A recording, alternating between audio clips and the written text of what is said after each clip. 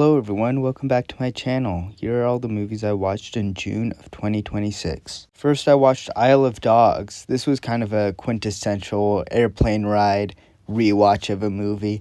That's kind of what I normally do when I'm gonna be on a plane. I just knew that this would be a simple, fun watch. It's not something I have to delve too deeply into. Obviously, you can with this movie. I think there is lots of great stuff.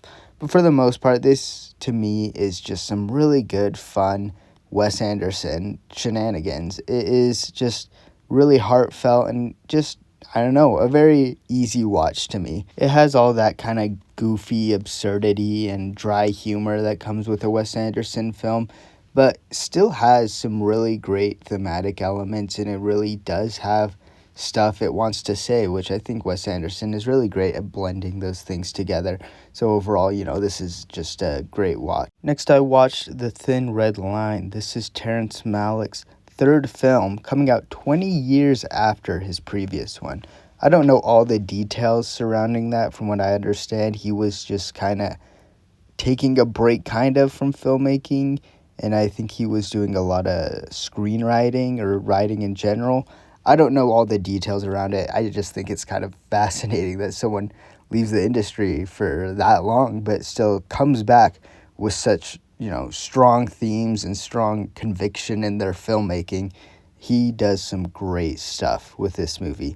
This is a war film or an anti-war film, and every time I see one of these being so highly praised, I think there's no way another war film can be so different and still feel so impactful, because I feel like so many anti-war films are highly rated. But I guess I need to stop doubting, because this one was incredible once again.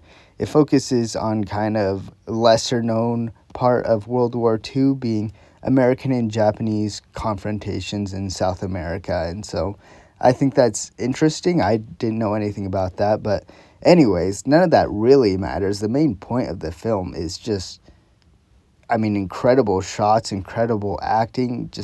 It's a very beautiful film. Terrence Malick has constantly used voiceovers or narration throughout his films, and he continues that with this one. But I think there's something truly special about the monologues in The Thin Red Line.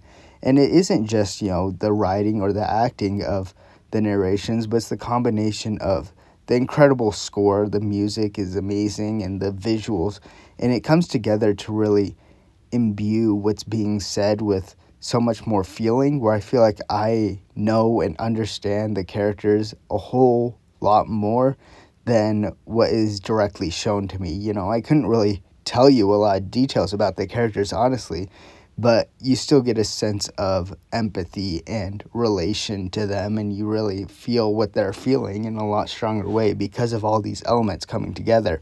It really is just kind of pure filmmaking at its finest, combining visual and auditory elements to create art. So yeah, Thin Red Line is just incredible. I've just been praising it this whole time, so that should tell you should go watch this. I watched Disclosure Day, Steven Spielberg's most recent film, and a highly divisive one.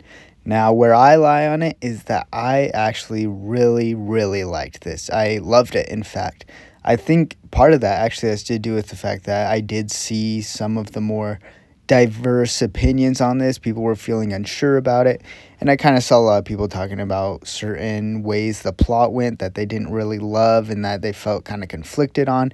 And so I think going into this film, I was like, okay, the story might not be as good, but I'm going to focus maybe more on the themes or the characters and stuff to, find stuff I could really enjoy about it.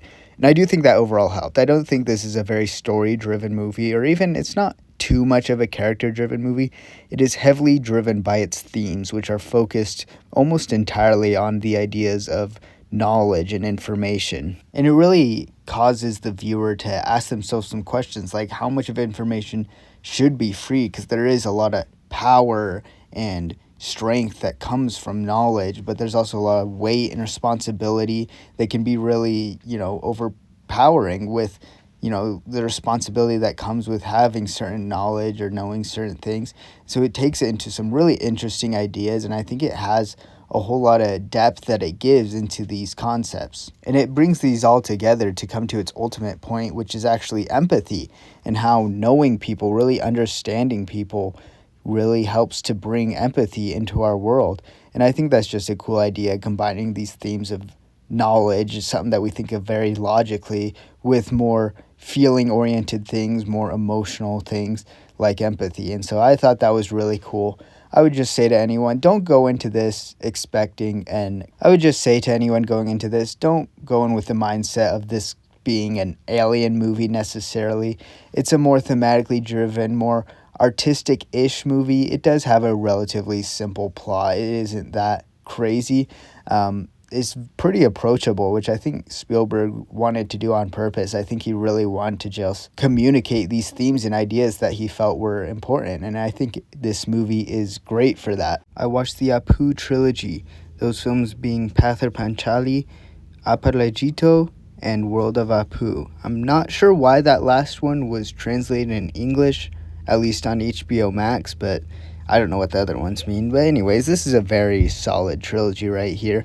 It follows this young boy named Apu as he grows up in a poor, small Indian village and wants to make his life better, wants to find something more, find his place in the world by seeking a higher education and just, exploring the world, seeing more of it. And it's really good at being very grounded and a very realistic approach to this. It has just a lot of trials and challenges that Apu goes through, and that's probably the most unrealistic part, is just how difficult and how tragic they really make his life. But it didn't completely remove me from the film. It's still very good. It has lots of emotional beats that hit really well. Along with that, I also really enjoyed the camera work. This is one of those films where it's black and white, and it feels like they really, really emphasize and utilize that, I guess. Obviously, at the time, that was the only way they would do it. But it's interesting just how well they utilize highlights and shadows in certain shots, having really stark contrasts. And I don't know, it's just a very beautiful film. I feel like with some black and white films, it's so good that you forget it's black and white. But this one, it's so good that it emphasize the fact that it's in black and white with how well they utilize just those two tones. Lastly, I want to talk about Twin Peaks Season 3, The Return. This was very, very good. It still took me a lot longer to get through than the original first two seasons, and I think that's not necessarily because I liked this season less, but just the overall tone of it is much darker. And that may sound strange, just seeing as Twin Peaks as a whole is about a lot of dark subject matter, but the original seasons, they brought a lot of levity, a lot of humor, and a lot of heartwarming moments all throughout.